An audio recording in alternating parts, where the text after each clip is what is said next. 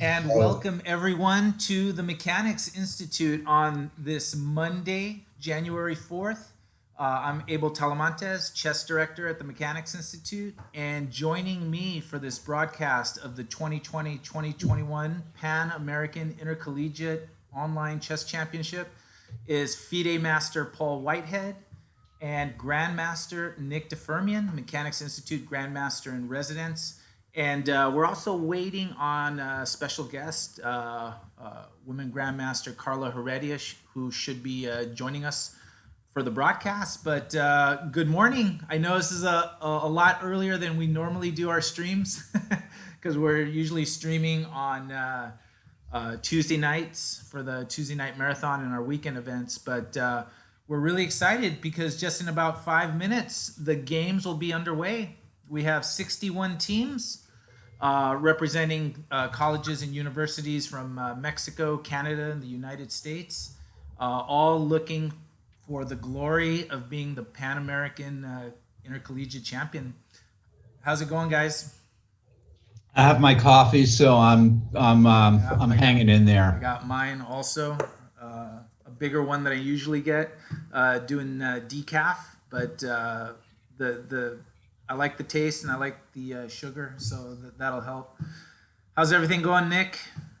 Good, good. We started out with a checkmate. I guess we'll get plenty of those today. Yeah, and this is sort of kind of like the test dummy game that I put up just so I can get the chessboard inside. And actually, this shows me that I have to make a slight adjustment because I need to fix the board universe because I noticed the name of the player that playing white doesn't show. So let me fix that right now. And this is the whole purpose of having tests like this. There. I'd hide my name too if I got checkmated like that. Right. Like I got paid off to not show who it was. All right. Zygomorph. And it's actually, let me give a shout out before the games get underway to the tournament directing crew who are all tops in their fields and all come together for this event, starting with the chief organizer, Judith Stare, who I hope there is a day when we can shoot like a documentary or something of all the work that goes into getting this done because it's an immense amount of work. And then Problem with that is Judith doesn't make it look like work. well, that's what the best do. They make it look easy, and she is definitely one of the best. And then along with the chief tournament director Glenn Panner and assistant chief Brian Yang, all national tournament directors and all tops in their field, all come together for this big event. And we have 10 other tournament directors helping out in some capacity, and people that are big in their own right. Al Losoff in Las Vegas, Martha Underwood from Arizona, and a lot of other people. David Hayter, who's actually on the executive board of US Chess. Yeah, we're looking forward to all the action. Let me mute myself here. And let me see if we have games going yet. Probably not. What time does the round start? Starts 9 at o'clock? 9 a.m. So we have 2 more minutes. 2 more minutes. 2 more minutes. So at the well, let's take a look at talk about some of the teams playing. I mean, we have look, that's not what I was looking for. Well, we have Webster University, and what makes this tournament a little bit different from a tournament like the U.S. Amateur Team is you take a look at Webster University, who's the number one seed. There are no limits as to a rating average like we see at the U.S. Amateur Team. So it's you throw all the best in one team if you have it. And Webster University is led by if you look at this team, Alexander Lenderman, who just qualified for the U.S. Championship. He's not even the highest rated player on this team. Right. So, it's full of grandmasters here. Webster Team A with And they Benjamin. have Webster Team B, which is the third strongest team in the tournament.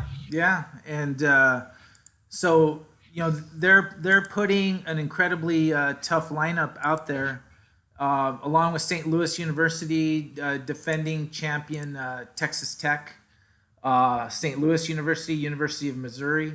All of these teams, University of Texas Dallas, University of Texas Rio Grande Valley, these are all chess scholarship schools. So they give out scholarships to students to come and study and develop their chess and do that. So they attract the grandmasters and the international masters. And then we have the non-scholarship universities that are powerhouses in their own right, with UC Berkeley and Princeton. They got GMs and IMs as part of their team. But it's funny because they're sort of like the little guys compared to the scholarship teams, but they got top talent nonetheless.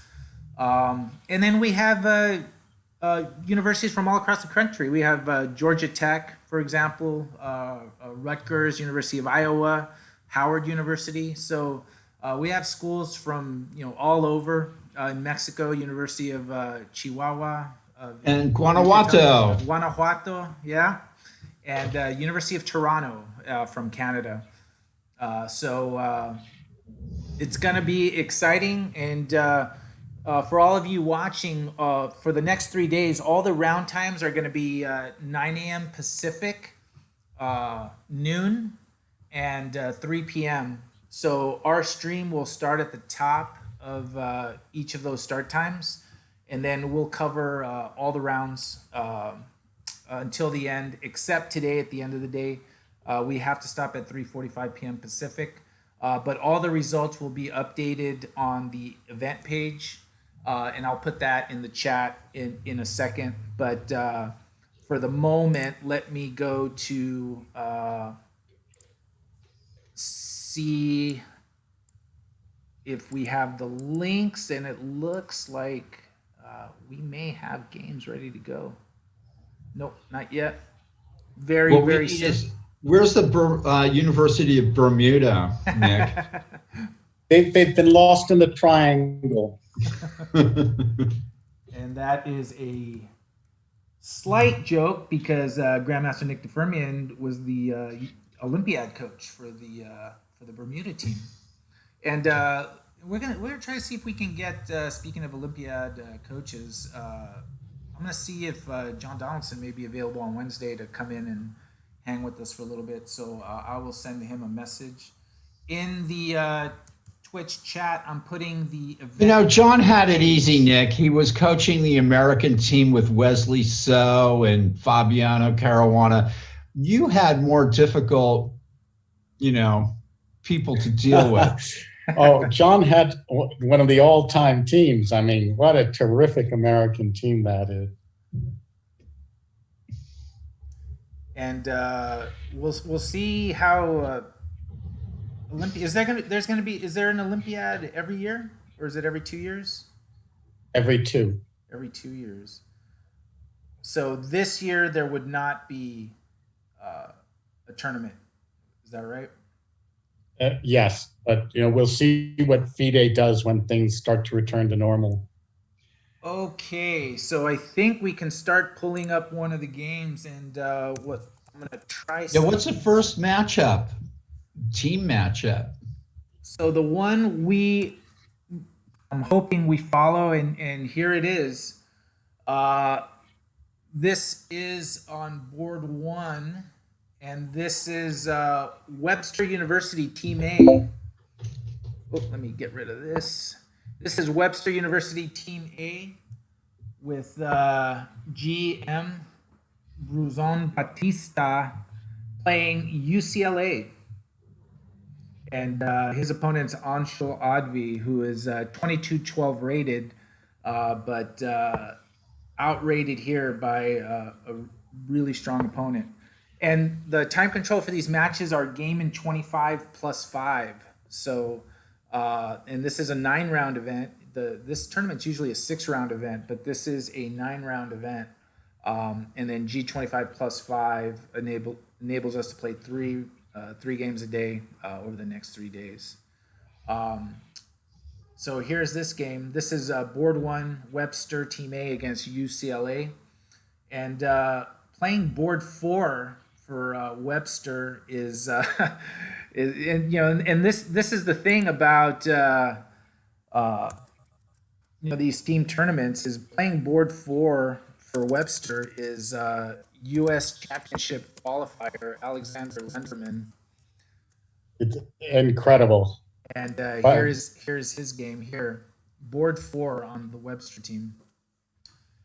And he was actually in one of our meetings that we had yesterday with the teams, and it was funny because someone had congratulated him on qualifying, and I made a comment which was true, that he qualified by ditching the John Donaldson Championship, which he was supposed to play. There she is. And joining us is Carla Heredia. How's it going, Carla? And also by beating Christopher Yu. Really tough, Christopher Yu. He had a performance of his life, and it seems like he's going to continue to have strong performances moving forward. How's it going, Carla? Can you hear us? Yes. Hi, Abel, Nick, and Paul. I was trying to install my external webcam. But now it's fine. No problem. And I'm fixing your name here in the Twitch. And you are a veteran of this tournament, right? You played, who did you represent when you played it? Texas Tech. Texas Tech, my university. I did my undergrad and master's there, so I think I played like 4 or 5 years at least. And I'm very happy that the mechanics organized this tournament, and of course I'm rooting for Texas Tech. And my coach was Grandmaster Alexander Onishuk, which is a great coach. So I have high expectations of Texas Tech. How is life, Paul and Carla, I'm Carla, fine, Carla. How are you? I am in Ecuador. Long way from California. Where are you? In Ecuador, in Quito. Oh, wow. So you're all the way down there or up there? Are you up there or down there? I'm not sure. I came here since March. And That's right. That's right. I have been here most of last year, and I'm around, still teaching online, playing some tournaments online, but hoping things get back to normal soon and we can see each other in person again. You're home with family, I assume, huh? Yeah, everything is fine here. That's good. In general terms. How are you, Paul, Nick, and Abel?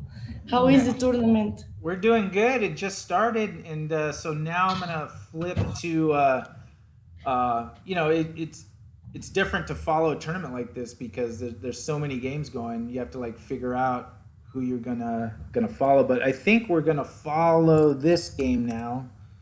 And it's G25 plus 5. Do you remember what the time control was when you played it, Carla? It was classical time control. Classical, I don't know if it was with increment, but probably was 90 minutes plus 30 seconds. And at some point they started to do a blitz tournament, but more like regional, like Texas or Texas Tech, Brownsville, UTD. But 25 I think is the first time. But it's cool because it allows to think a little bit, but also spices things up with the time control. And Carla, has there been a team from Ecuador that's played in the Pan Ams? No, I don't think so. Maybe next time we can find a team. Like right now, everyone is still in holidays, so I don't know if they find out. Since I did my degree in the US, I didn't have much connection with the universities around here. Might be an interesting question though. And we're following this game between, this looks like it's Grandmaster Darius Schwartz against, and this is St. Louis University, Team A, against University of Washington, Team A.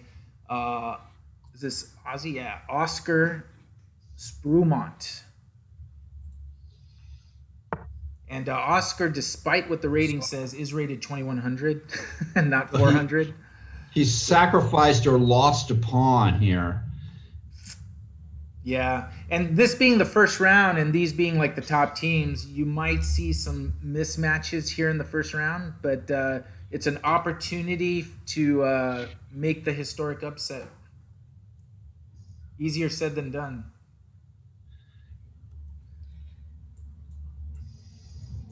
Abel, can you send me the link to follow the game? Yeah, just go to twitch.tv/mechanicschess and then okay. and then mute the Twitch. I am there. Okay, great.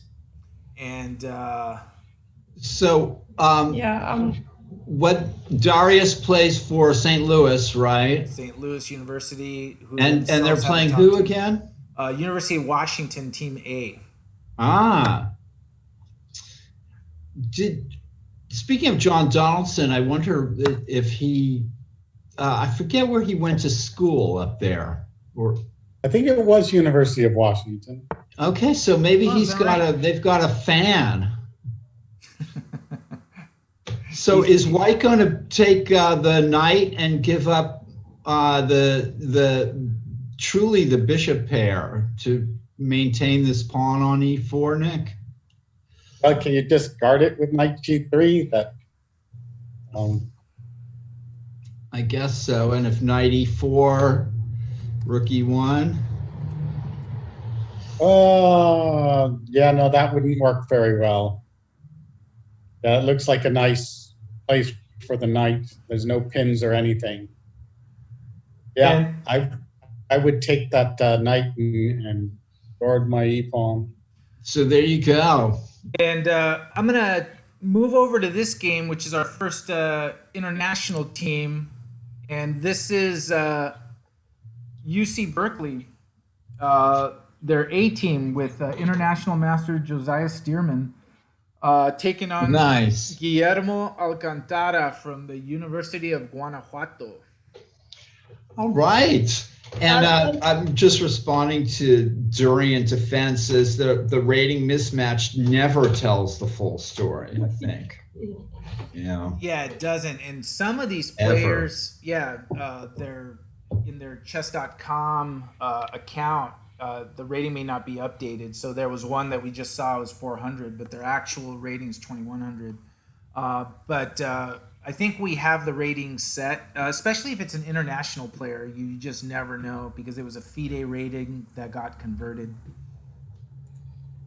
So Josiah, of course, is played in so many tournaments in the Mechanics Institute, the Tuesday night marathons. He was just a young kid when he started. We saw him, learn all about his chess. So, yeah, Josiah definitely a regular at Mechanics and a regular player in the Bay Area, playing at Berkeley Chess and other clubs around here. And it's nice to see that he stayed close to home by going to Cal. Go Bears.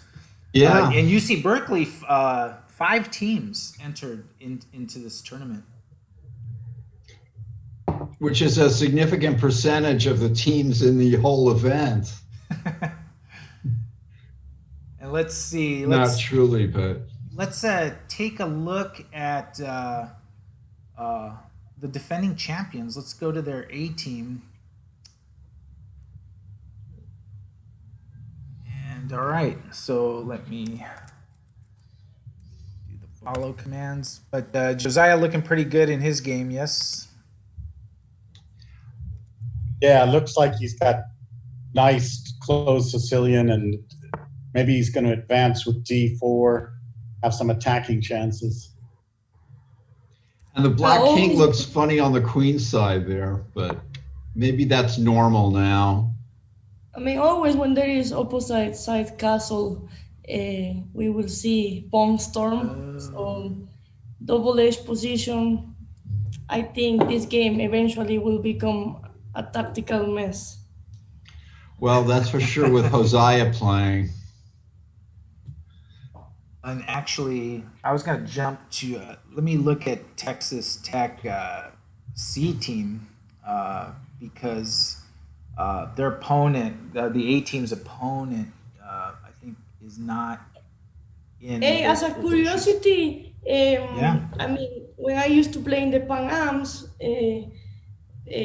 some universities had a all girls team. Not many, but there was like at least 4 teams. Yeah. Do you have in this tournament all girls team? Yes, From we do. And let's follow some games from one of the teams here from University of Missouri. So let me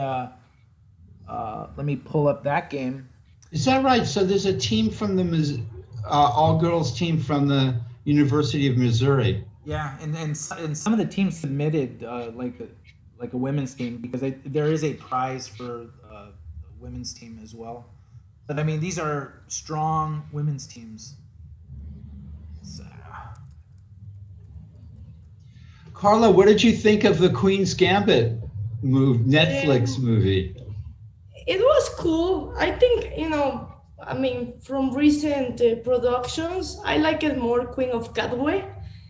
But of course, Netflix has such a, everyone is using Netflix during the pandemic. So I think it had a better marketing. And, to have Kasparov as good a timing. second, Yeah. it was totally like positive. I think that, everything that helps to boost the popularity and for chess, and more people want to play chess or to know more about chess is positive. The other day I took a flight, like random flight, and the person next to me was watching the Queen's Gambit. So that has never happened before to me. Like people are like watching next to me the Queen's Gambit. Even in my country where chess is not popular, a lot of people watch it. A lot of people got interested in learning how to play, and the people who play chess in our country. So what do you think of this game here? This is Olga Badelka, international master for University of Missouri. They're playing the University of Washington's B team. You gotta like the extra pawn. Yes, but I guess white can play for a little development, maybe. The queen to e2, try to pop out with the knights. We have to be ready to sacrifice the second pawn. Yeah, it will be difficult maybe for black to hold the whole time to the c pawn, and black is down in development, so Olga needs to consolidate and bring out the minor pieces anytime soon. And where is she from originally? Olga Badelka. Seems wonder. Belarus? Belarus? I don't know. I'm trying to guess Yes, the flag. yeah, it's Belarus. Ah. That is correct. And they come to the United States on scholarships, huh? Yeah, if you go to one of the Incredible. the chess universities. Just goes to show you there are opportunities in chess that didn't exist back in our day, Nick. It's amazing. Oh, the scholarships are terrific. That's you bring some really interesting players to America. And we're moving over to this game. This is from the matchup between Princeton University's A team with Vignesh Panchanatham, who's actually from the Bay Area, playing the University of Southern California with Samuel Hessian here. And Vignesh, despite what it says there on chess.com, he is rated 24-27. And his opponent's real rating is 1841. So that is the rating disparity here, but you never know. But Princeton, USC. How does Black is Princeton with Vignesh? How's he looking here? Got a bit of a lag. Oh, now we've got it. Yeah, this looks like it was a London system, so that This is looking like very possibly, I don't know, strong for white. that knight on e5 is very good.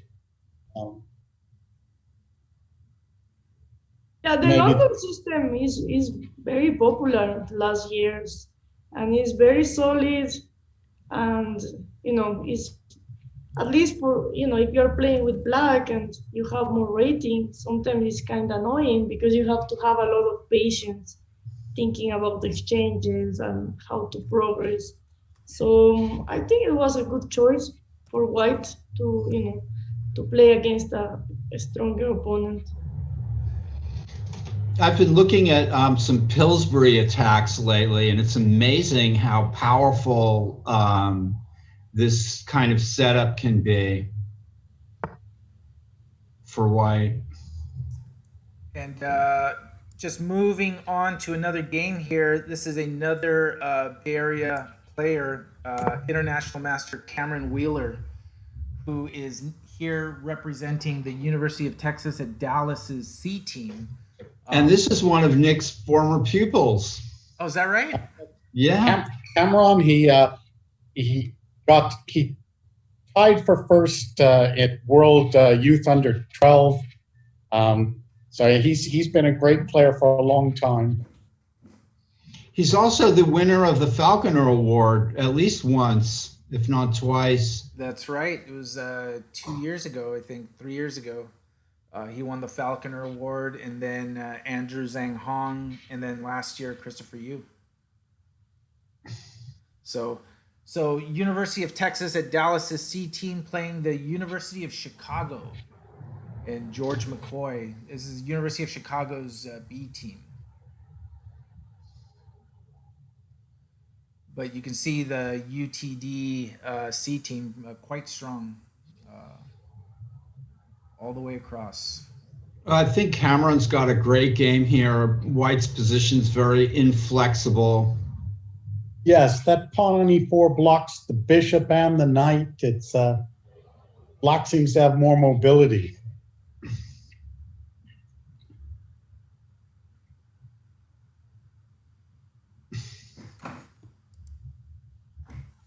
D5, bishop G4, I suppose. And then what about that changing pawn structure? Yeah, you probably have to go bishop G4 because otherwise you get pinned. You do win the bishop for the knight, but if the pawn ends up on G4, that restricts the bishop. Right, White will still have the bishop issue. Yeah, but that's true. At least then the white squared bishop might be able to come around to F1 to E2 and play a little on the queen side, annoy the G4 pawn. I like Black, but not by so much. And let's take a look at another player from St. Louis University's A team, Grandmaster Benjamin Bach, in his match against the University of Washington's Varun Agrawal.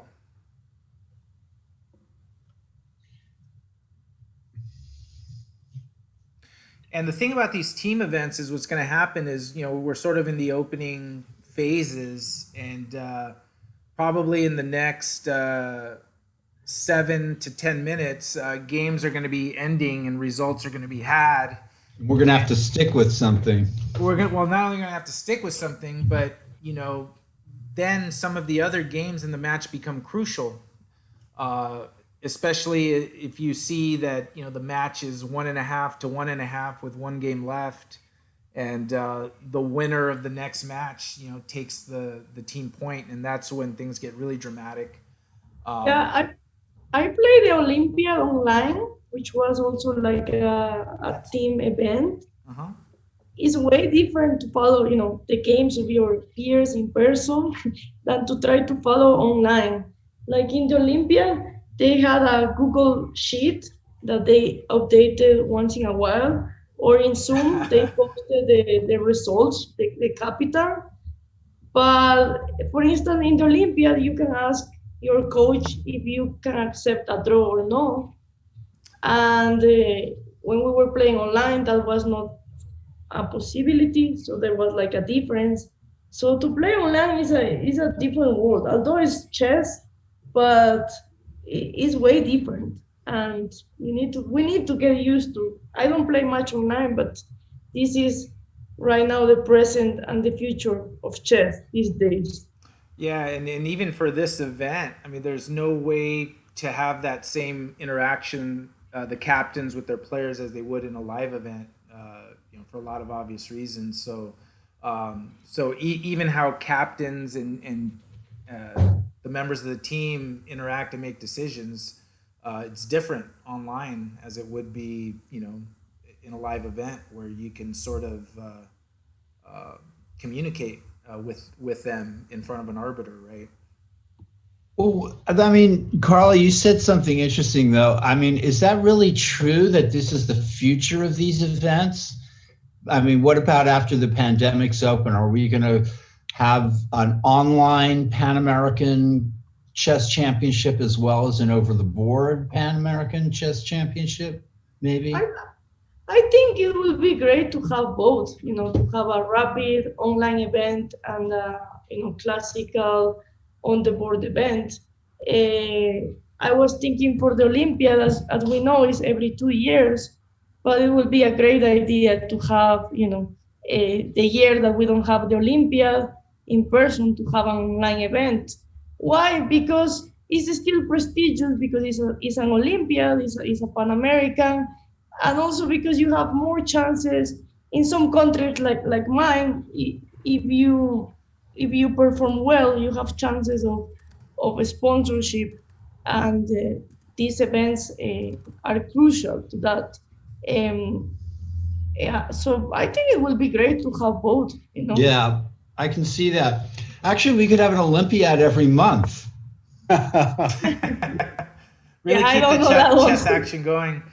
Yeah, I mean, and one month it's sponsored by St. Louis, the next by the Mechanics, the next by the Moscow Chess Club.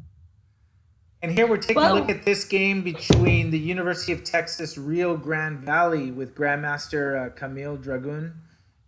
They are playing Illinois Tech. And Camille's opponent, Yonatan Georgiou, I hope I did that name a little bit of justice. He's rated 21-21, and this is the position.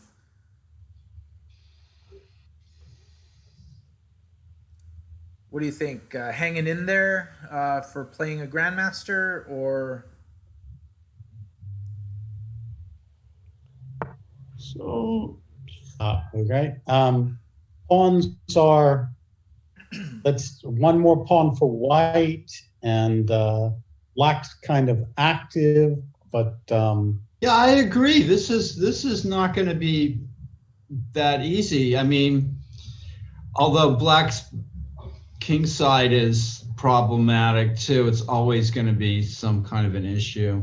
now he just, rook e2, so if rook takes d4, you throw in rook to e8 check. So the rook's not hanging. Yeah, that's It's got to be good for white. It's, I suppose, but so better to pile up on the d pawn maybe.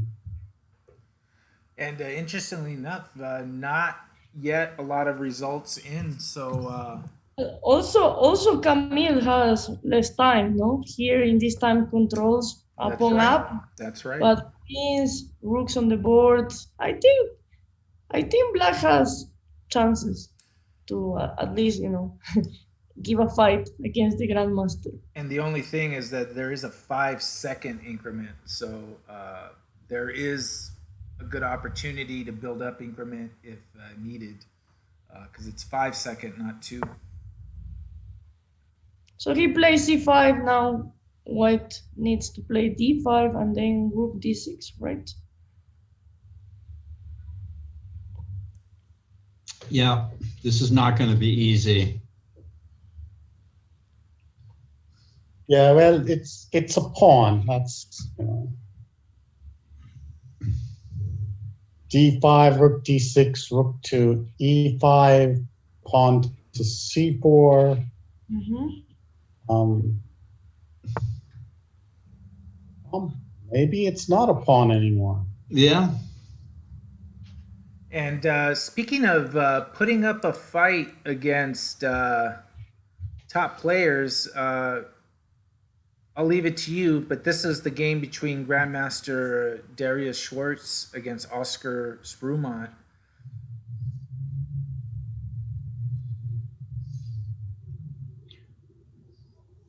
Is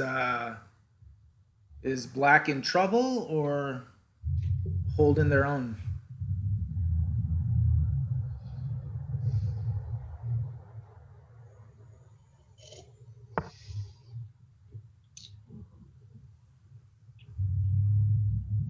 What do you think? Again, lag is I think they have about a 20-second lag. Yeah, I am still in the other position where Camille plays c4. I mean, the other guy. Okay, Well, so that if Black can put up a defense here, then and not get mated, maybe would have a good chance. Queen C3 check is a lethal threat. So you have to stop that.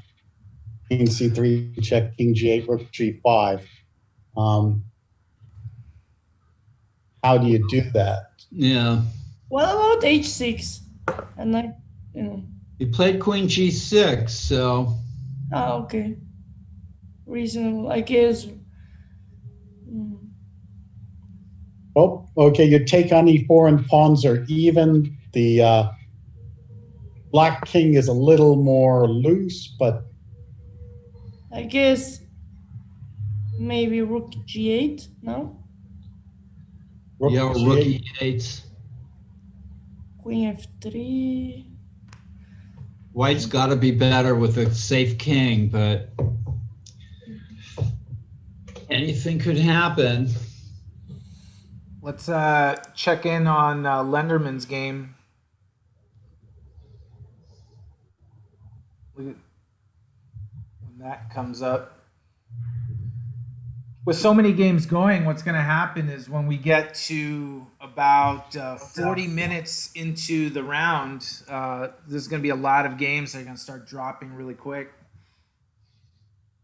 Time pressure. These are very closely contested games that we're looking at so far, for sure. Especially for a first round. Yeah. I mean, maybe we haven't seen too many Grandmaster crushes. Well, except here, because Lenderman's opponent resigned. Oh, okay. In this position, but it does look pretty. Oh, yikes! Oh, yeah, Black succumbed to some crushing attack here. Yeah, that's for sure. yeah, All right, peace sacrifice, but what a wipeout. There must have been a knight sacrifice on F7 followed by a knight G5 check. Yeah. So which opening was this one? Maybe a Larsen? Yes. Yeah, that's right. Larsen opening. That's right, Larsen attack, and then you'll see when it catches up how it went. Wow, just like that. It was quite a rating difference there. Yeah. And Black looks like was not aware of the tactical possibilities. So And let's. the time difference. Wow, look at this. Black is about to be mated, yeah. Isn't Quito, where you are, Carla, is that one of the highest capitals in the world, I've heard, right? Like by altitude? World capital? Yeah, Quito has a high altitude. Let me check how much is in feet, because I know in I know in the other metric. So it has 9,350 feet. So it's a lot, which is Yeah. 2,850 meters. So do you feel like Yeah. you're up in the mountains, or what is it like there?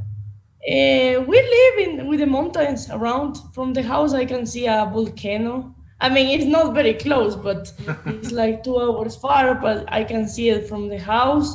Wow. We live in the equator, so when people come to visit, they go to to the line that crosses the southern and the northern hemisphere. Right. So it's a really nice city. But I come once in a while. I'm living in California, but I'm happy to be at home here. Hopefully, in the future, all of you can visit. Nick, you came to Ecuador, right? To Guayaquil. I didn't make it to Quito, but I'd love to sometime.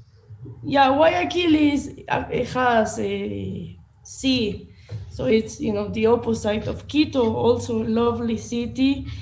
Not a lot of grandmasters have come here, but Nick, Nigel Short came at some point.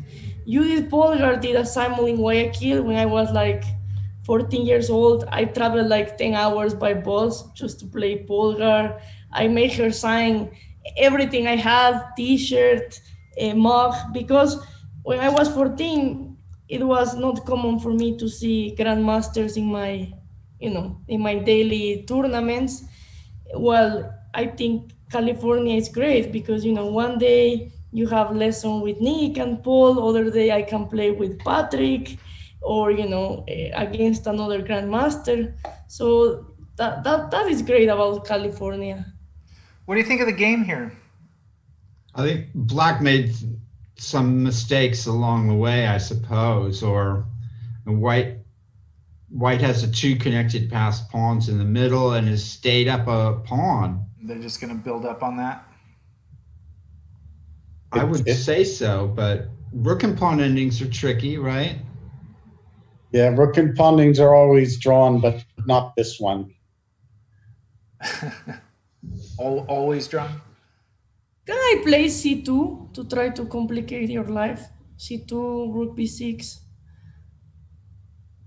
Yeah, you'd have to do something like that because it's getting severe, the Black's problems. So if c2, what do you play? Rook d4? Rook d4 would be bad because of rook on c to f8, and you're going rook to f1 check. Oh, oh yeah, look at that. Okay, you could still go rook c4. Not deep enough. I was thinking c2, rook d4, rook b6.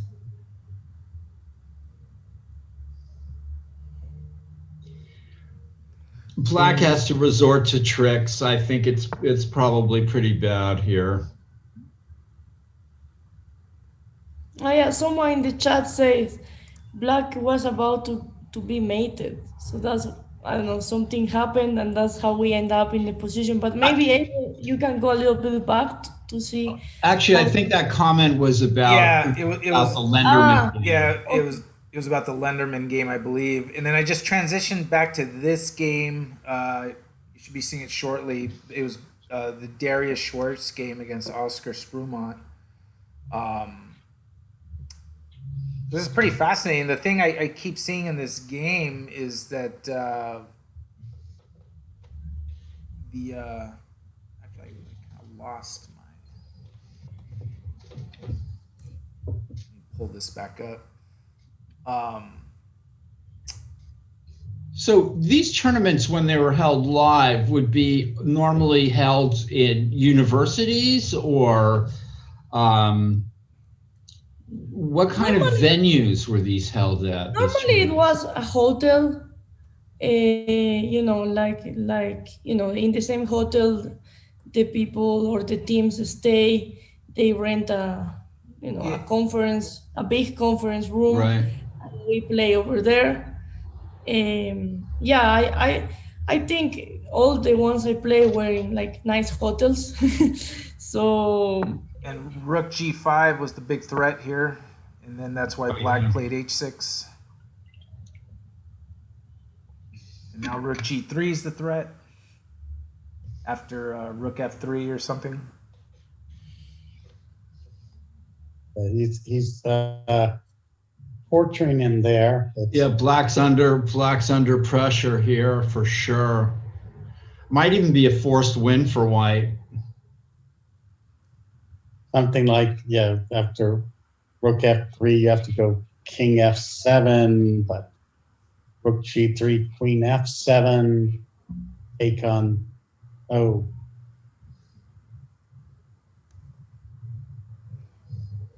And black's rook is just like way out of the game.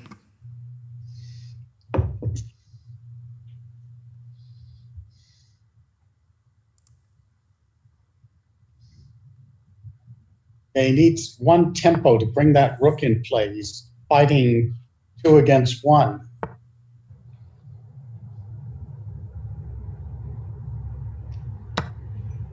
And in a second here, we're going to take a peek into Josiah Stearman's game, except it looks like we're not going to do that because, well, we'll see it for a little bit. But, this is one of the biggest rating mismatches ever, right? 2659 versus 400. And he's actually 2100. He's actually 2100, but it's not a good look. I'm not going to lie. It's not. And this is not good. Yeah. So Josiah has no problem here. yeah, he is up a piece. Yeah. And all the rooks get traded. He's That's also up pretty good. 22 minutes on time. So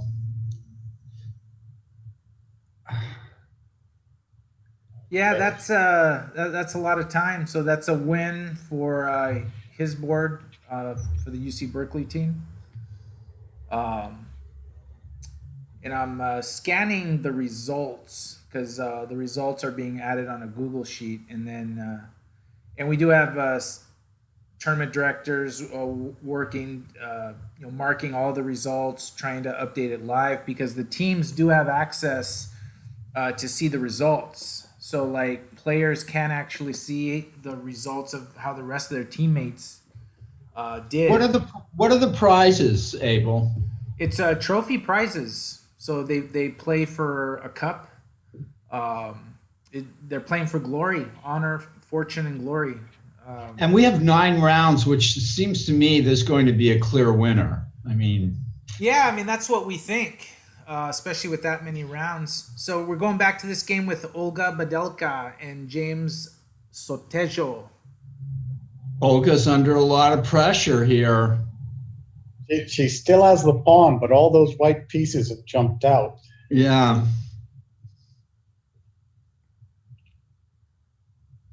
Yeah, now you like white.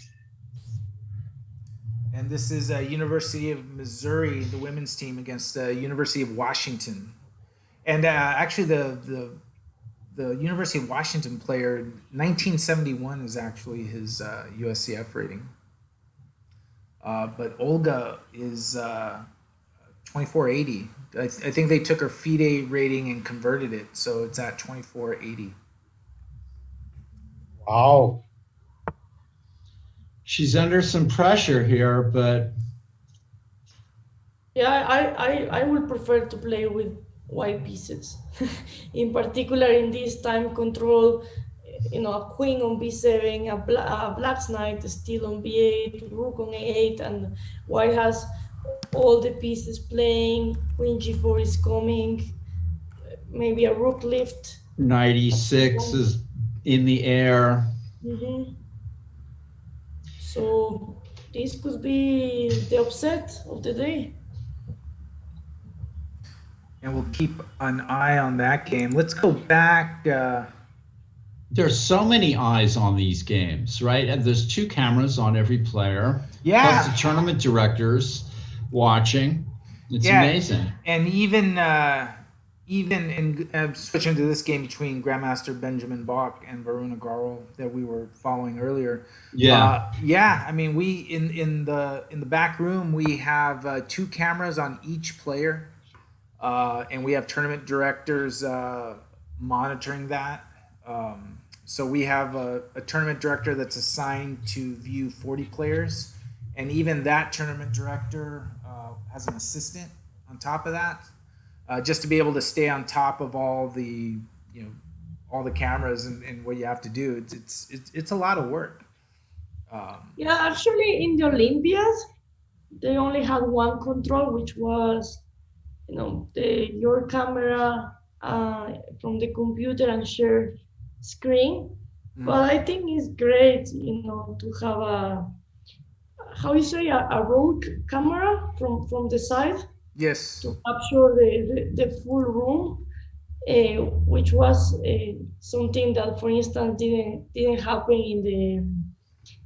in the project league, which led to a lot of controversial. If the people who are listening to us follow chess, that the anti-cheating control has been during the pandemic very hard for organizers to discover or to find the right ways to protect the game. Yeah. And I think that is great that you have 2 cameras. So we have one from the front view, and then we have one on a side view where we see the players' screens as they play. So. Well, I mean, it's a bit of a sad state of affairs. I hope that the 2 camera thing just kind of puts an end to it, a stop to it completely. It should in these premier events, I think. What do you think of this? Has Black's been doing an all right job defending, but starting to lose some of material. Yeah, if it's not checkmate, it'll be an endgame loss. Right. And with still plenty of time to be able to convert it, even the smallest of advantages here. Yeah, White's been making inroads, but Black, you have to hand it to Black. He hasn't gotten checkmated yet. Very good for 400. Yeah. 400's getting tougher. They're getting stronger by the day. Oof. So here's Cameron Wheeler's game.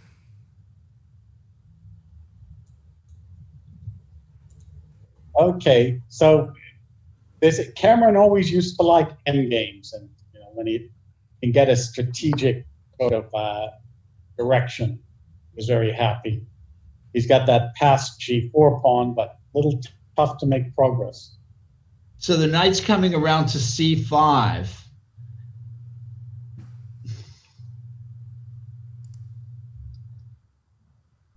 Very interesting, yes. Yeah, I thought first knight H6 was the move, but now this is looking better, actually, in a way. Oh, and Olga. Okay. This is a lot of action here. Yeah. We'll stay on this one for a little bit here. Sure. White has sacrificed a knight on E6. And that black rook and knight on B8, A8, they're out of the game for now. Yeah. And the knight needs to stay there, right, just to defend the D7. Rook G4 is a crushing looking move. There's bishop to G5. It holds the... Yeah. And there's also rook G8. No. Yeah. Like you say, bishop G5.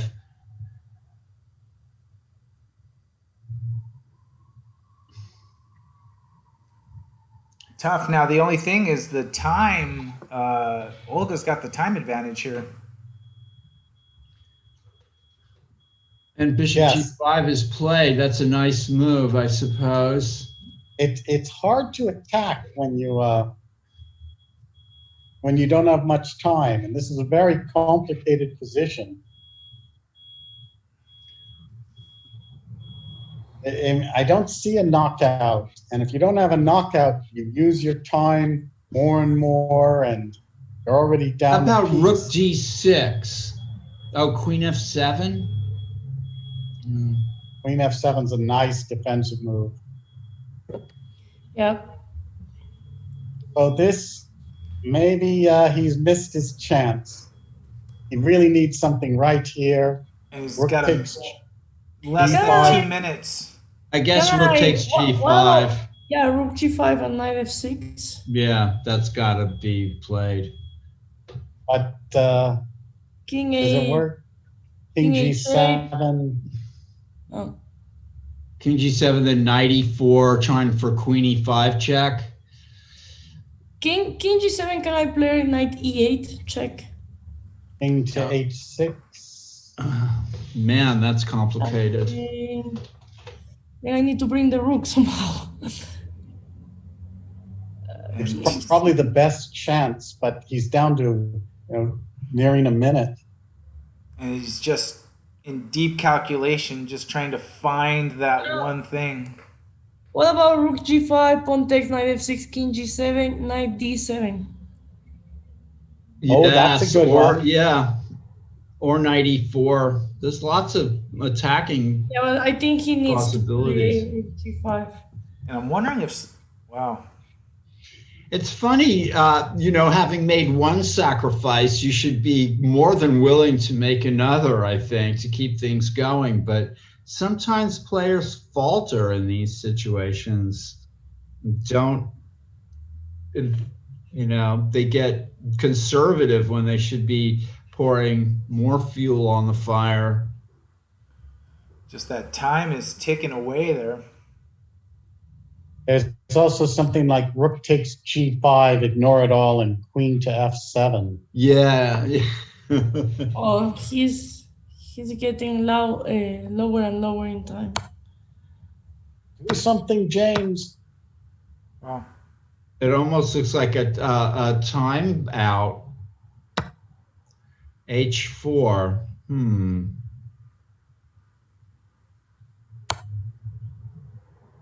Wow. Pawn takes knight, pawn takes g5, pawn takes rook on g4, queen h7 check. It doesn't look like it worked.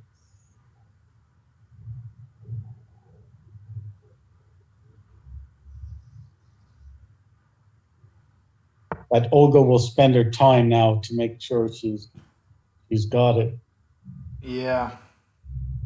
Didn't spend much time. Queen f7 came like a flash. Oh, white's exchanging.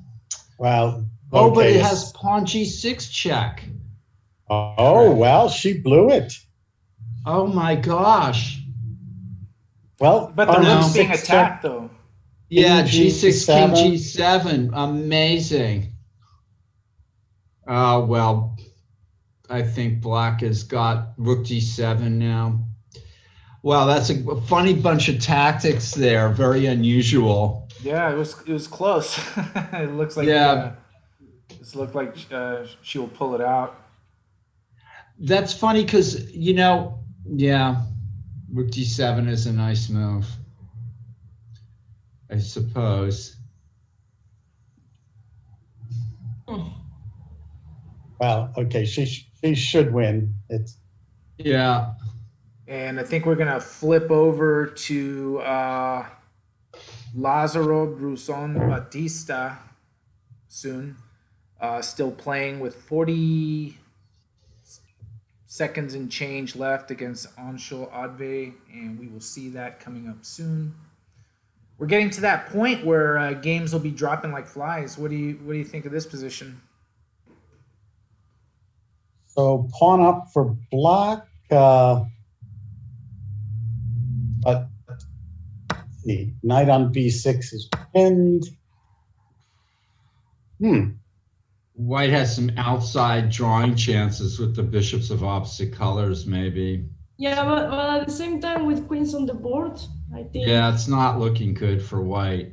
Attacking chance. Also, Brusón studies in Webster University, but before he moved to the US, I think 3 years ago, he was number 1, number 2 in Cuba, and Yes. Yeah. he was playing chess all the time in Spain, Europe, in his home country. He's a So, veteran. yeah, Very strong. when we talk Veteran. about Bruzon, we are talking someone who has spent all his life playing chess in a with strong people against strong people. So I think he has enough experience to play with under pressure and make good moves. So you're not. Now- You're saying it's not like saying we have Paul Whitehead here on board one. Yeah, no. This is Lazaro Bruzon Batista. Yeah, this is No, but somebody who Paul knows how to can play fight chess. against anyone. Paul studies a lot of chess, so sometimes when it's good to be underdog. I have been in the same situation. Like I'm playing someone who is very strong, and they, sometimes they make mistakes, and you play well. It can happen. Absolutely. I think Paul relishes the underdog rule. And I think plays when it you're well. playing a grandmaster, they're going to take chances as well, and if you're opportunistic, you can take advantage of that. Yeah, remember I almost beat Patrick. He had to find really good moves at the end. Like I think that yes, was I remember that was during a Tuesday Yeah, marathon. absolutely. yeah. So once in a while, the underdogs can play well. Yeah, they can fight you. Exactly. Ah, look, he's fighting. He's going to a rook endgame. But This is some kind of classic rook ending here. Yes, which maybe you go with the grandmaster to win the end game. It's drawing chances, but it's tough. And white needs to put that rook behind the pawn, otherwise, and he knows to do that. okay, he knows. So what is the theoretical take on this? Theoretically, it should be a draw. Yeah. But it's very tough. The rook behind the pawn makes all the difference. And Carla, it's almost 10 o'clock. Just want to say thank you for taking the time to join us and hang out with the broadcast. I know you're a veteran of the Pan Am, so it was a lot of fun to get your perspective on it and your commentary. And good luck to your team repeating. And we'll see how they do. Do you still stay in touch with your classmates from Texas Tech? With some of them, yes, they are all over the U.S. and the world. But I have good friends from chess from Texas Tech. Thank you, Abel, Nick, and Paul for the invitation. Absolutely. And I will keep following these days the tournament. I hope Texas Tech wins. And that's it. Thanks. And for hopefully see you at Mechanics, hopefully in 2021 in the chess Yeah, room. hopefully we can play chess on the board anytime soon. All right. Bye-bye. Grandmaster Bye, Carla Carla. Heredia Bye, Carla. Thank you. from Ecuador and joining us from Ecuador. So that was very nice. Fantastic. Say hello to the volcano. Carla says she can see a volcano out her door. It's amazing. That is one heck of a view. Yeah. No doubt about it. Here we go. Ecuador is a beautiful country. It's a great place to have to, be quarantined. Yeah, if you gotta be stuck, I guess that's not a bad place to be. So I'm, in a way, upholding a tradition by being live from downtown San Francisco, a stone's throw away from the Mechanics Institute. I am in the Mechanics Institute. Wow, that's incredible. I am live literally from the Mechanics Institute. That's fantastic. All right, let's a lot of This games. is an to drop. exciting game here. Olga is on the way to trying to checkmate. In fact, does checkmate. Yeah. James here. That is with the those knights and the rooks, and what a change and what a comeback for her, because She misses mate in 1. but It then doesn't. Oh, well, okay. but found 8 it. and 3's good enough. Yeah, mate in 3.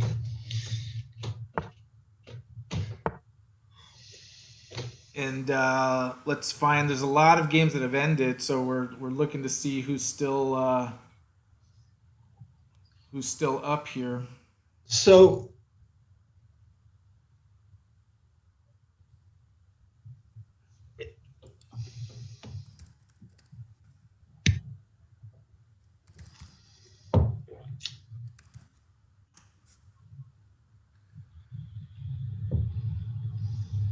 I'm trying to find. There's a lot of results in. I'm trying to find who's still playing here. Let's see. well, Cameron has really moved in on that game. We should spend a little time on this end game here, Nick. This Batista. This looks now like it's heading for a relatively clear win. I'm not sure. Boy, I don't know how these things go sometimes. That's well, the black king is marching over. If you take the black H pawn, the rook goes to B2, pawn to A2. It's really a matter. Yeah, he's played it well. Bruzon's really maximized black's chances and has how more can you- time. With this time, white will not be able to hold. White's not been able to get the counterplay that he needed on the king side, which is the only way to hold these positions as far as I know, right? I mean, there must be some problematic sort of perpetual check things, but... And joining us is Grandmaster Sam Shanklin. Hey guys. How's it going? Hi, Sam. Sam, Same old. fantastic. So if you follow twitch.tv/mechanicschess, you'll see what we're looking at, and it's an end game between Lazaro Bruzon Batista in his first round, and playing a rook end game here. And I don't know if you see it yet, but Not yet. It's forcing me to watch Sonic ads with cucumbers and very disgusting. it's not Buffalo Wild Wings or Chicken slingers, only $2.49 each. No, thank you. Okay, for what it's worth, I'm actually working on a book on rook endgames. This is almost certainly winning. Black should be winning this. And the white king too far. Is it the fact that white hasn't created enough counterplay on the king side? Is that the deciding factor here? It's that white's king is sort of stuck on G2 and black has not yet pushed A2, so he can hide his king on A2, and white's only hope is to basically at some point take the H5 pawn, sacrifice his rook for the A pawn, and then somehow win the race, but he's going to lose it by a lot. It's not even close. So here, the game will continue. Let's say king B3 as was played, rook check from B7, king A2, and then say rook B5. And black will play something like rook B1, rook takes H5, rook B4, and then his king will easily hide on B2, and he will send this pawn through, and I just cannot imagine that white will be fast enough to make a pass pawn in time. So... Okay, well, let's see. He played rook to A1. Maybe pawn to F4 would give a glimmer of hope. No, that might be the case, but I mean, it's probably the best try, but okay. And again, white didn't even go for the H5 pawn, so this is very much finished. I mean, I don't think going for the H5 pawn would have worked, but it's the only thing you can even try. So I got a game that'll be coming up soon. It's gonna be between Ezra Chambers playing for Webster University against Samil Ali Marandi. Okay. See what we got there. Because we had an institute. There we go. Whoa. Okay. Whoa. That's a good position. Not what you were expecting to see. The question is, the second black can block a check with one of the queens, he's good to go. But it's not going to be that easy to do. So say queen d8 check here, yeah. Where is this? Remarkable. The king will come and hide on the first rank, I think. Yeah, so this has to be winning. Yeah, okay. As I said, as soon as black blocks a check with the queen, it's over. And there, he just did. So queen d6 check. Yeah. Nice. Yeah. That is it. And So- Q11. Trying to find Sam, did you ever play in this event? Which one? The Brand- American? Brandeis University ever played the They never sent a team. But we didn't really have many players. We had Michael Vilenchuk, who was like 2,300, and after that, you're under 2,000. So it's we wouldn't have been a wildly competitive team. But they would have had a good first board, that's for sure. Yeah, we would not have really done much against the teams that recruit or get the best players from all over the world to come to the U.S. and play for their team. We wouldn't have really done much damage to them. Especially since you would have had to travel and go out of the way to attend that. Yeah, and I remember what it was like being a broke college student. It was not easy. And a lot of these games are finished. I'm trying to see if anything is still up. I think a lot of pretty much everything is done here in this first round. And Sam, tell us what you think. So for this event here, it's normally a 6-round tournament with more classical time control, but because it's an online version, this was spread out over 3 days, 9 rounds, with a G25 plus 5. Like as a top player, how do you feel about that with games with a much shorter time control and squeezing more rounds into it? In a team event, do you think that benefits getting a clear winner? Or I despise it in any kind of event, team or individual, but I think it's what you have to do for online chess. I don't really believe in classical chess being played online. I just don't think it can be properly done. And I like to think that over-the-board classical chess is something sacred that I don't want to tinker with. And but if we have to play online, I think this is the right time control to use. It's just better that way, I guess. But I'm looking forward to real chess returning. And actually, attending one of the college chess committee meetings yesterday, a lot of people said just that people will not play classical chess online. Yeah, I mean, the paranoia of cheating is going to be tremendous. Like, it's so hard to like play a classical game when you don't have your person sitting across from you. Like I mean, let's suppose that like in classical chess, my guess is I've probably been cheated against like once in my entire career, and I have no idea which game it was. Like, it's just not something you ever really expect to happen. And in online chess, like you're aware that it's still unlikely, but the fact that it's so much easier, even in the very, very likely it's not happening, you start to psych yourself out, and it's just it's just so ugly. Like, you can't do it. I mean, I also like it's hard to explain, but you cannot bring the same level of intensity to a classical game when you're playing face to face as when you don't have somebody sitting in front of you. It's just it's almost like you're getting all intense. I mean, for yourself.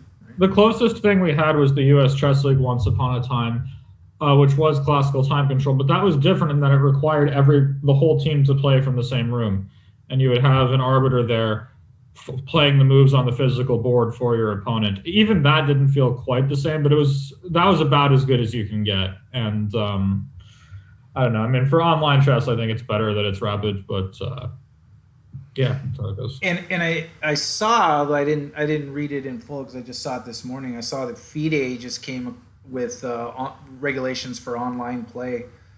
Like, Yeah. I mean, what does that mean to you? I mean, I'm imagining it's all the same challenges, you know. It means that FIDE is normalizing online play, which is not something I'm happy about, but I guess it's what you have to do in this era. I think that organizers and players are probably going to have to get used to like two separate parallel universes. Well, I want the online universe to vanish as soon as COVID is gone. I think it will for a lot of people. Yeah, especially top level games. I think it's fantastic that we're doing it right now. I think it's so much better than no chess. Right. And I'm glad that it's happening. But once real chess is back, I don't really think there's much room for stuff like this to be, like it I is. mean, we were joking that there could be an Olympiad every month. Yeah. Okay. Hey, so you mentioned you're working on a third book. Yeah, technical rook endgames. That won't be out for a while. The stuff that's more pressing is my chessable stuff, which will be coming out shortly. I actually just am about to start filming, literally like right after this meeting, I'm going to start filming my D4 Part 3 for chessable. Parts 1 and 2 are already out. I've completed D4 Part 3 in terms of the analysis. I need to film it, and it should be released in the middle of January, and then I'm really looking forward to that one coming out. That's my next major content that I'm producing. So you've been taking advantage of this pandemic time, just working on your projects? Yeah, I mean, what else can you do? It's better than staying at home all day and drinking yourself to death or whatever the hell else other people are doing when they can't go play chess or go see friends or do anything. Keeping busy, I think, is a good coping mechanism for just about any problem in life. And, a pandemic is one of those problems. Have you thought about playing, are there any international events that have been coming up with the low number of players with all the precautions, or is that something that's just not even? Well, there's Weikanzai and stuff, but like they just can't invite Americans. Americans are not allowed into these countries. So they just have 0 American players in any of these tournaments. Right. Yeah. So, live play for you is not going to happen until we here in the United States ease up the restrictions. Yeah, until the U.S. has some decent event, or until there's a decent event in a country that allows Americans to travel. So, what is a typical work day for you? Do you sort of have all right, let me see how I feel today, and then I'll put in the work that I feel motivated for, or do you have a more deliberate? This is my schedule. This is what I'm gonna do on this day for the next week or two. Yeah, I don't know. I've been a little lethargic these past few days, but for the most part, I just try to keep projects moving. So, for example, this one I have to do a lot of recording and not very many days for Chessable, but I give myself due dates for getting various things done in terms of opening analysis or tactics problems. I think due dates help a lot in terms of just doing stuff. We've all been to high school and college. We know that what happens if there's no due date, it just doesn't get done. Yeah. High school, college, or real life. There's no due date. That's you're leaving the door open. So yeah. In general, anything that doesn't have a due date is not. There's a few things I've learned since becoming an adult. Anything that doesn't have a due date is not going to get done, and anything that claims to be temporary and doesn't have an end date is never going to end. These are two things I have noticed in the world. So, one of the last questions before we go, because I thought we were still going to have some games going, but everything wrapped up in crazy fashion in the last 5 minutes before you checked in. Any other special projects you kind of want to plug other than the books? And you mentioned Chessable. No, Chessable is the big one. It's coming out soon. I've done a lot of work on it, and I'm very happy with the work I've been doing. I'm hopeful that I'll get to play some of this analysis myself if chess comes back sometime. Sam, are you hearing anything like from St. Louis or any American organizers? Not a word. I haven't heard a thing. Nothing yet, and they've been just doing online events. No, I mean, you sort of understand it. Like even if things are looking better, the last thing an organizer wants to do is, host a tournament, book everybody's plane tickets, book all the hotels, and next thing you know, there's an outbreak a week before and they're shut down. Right. Even if it's looking good at the time when you do the booking, it's not something people really want to do. No, it's just been silent as stars.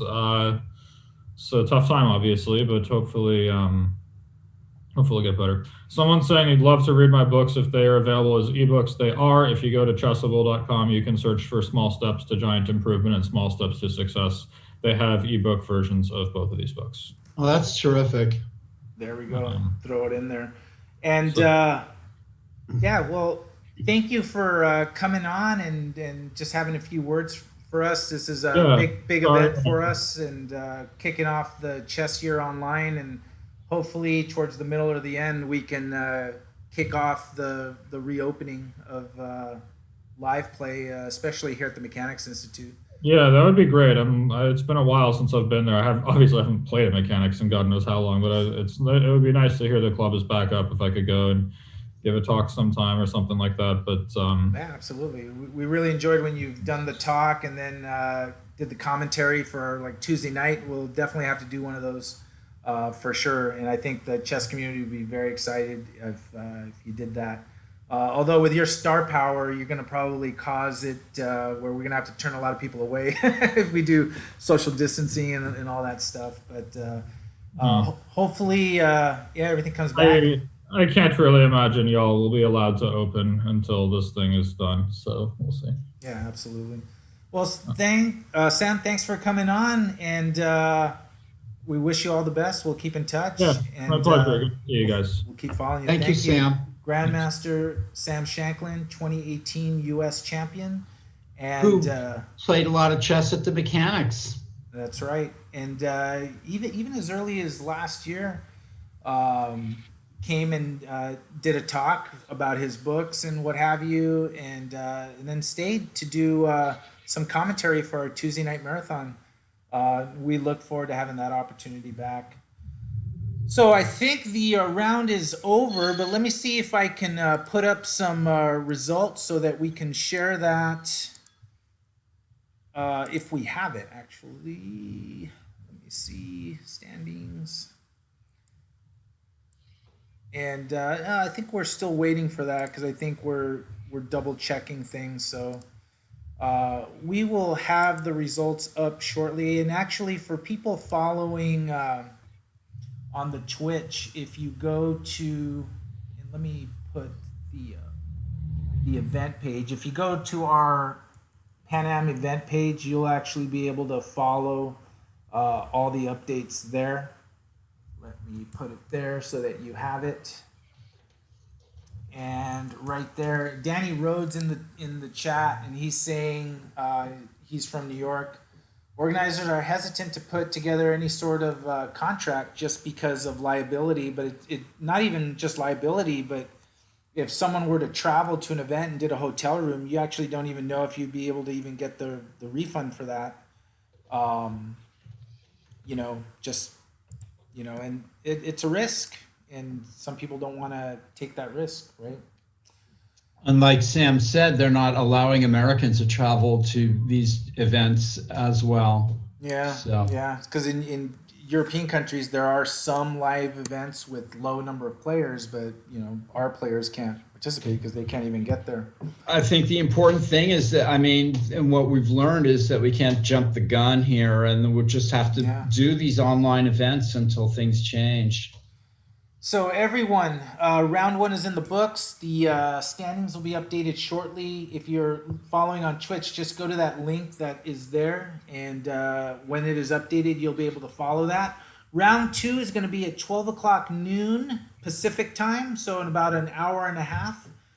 So what we are going to do is we're going to go on break, and then we'll be back at around 11:50. Get ready for the start of round two.